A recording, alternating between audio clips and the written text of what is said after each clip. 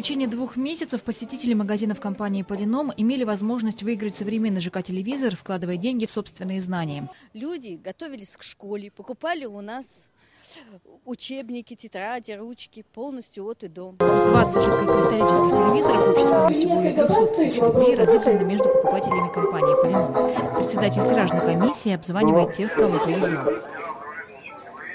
Вот видите, как здорово, ни разу не выиграли, все, теперь будете постоянно выигрывать. Приезжайте, пожалуйста, прямо сейчас. Во время розыгрыша у покупателя Аиды Тангановой выиграли сразу 2 купона. Не осознаю еще, что выиграл телевизор, и не 1, а 2 целых.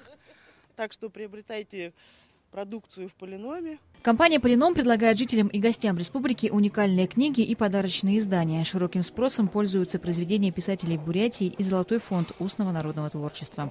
Маргарита Грылова, Бояр Жигмитов, Виктор Агафонов. Вести. Бизнес. Регион.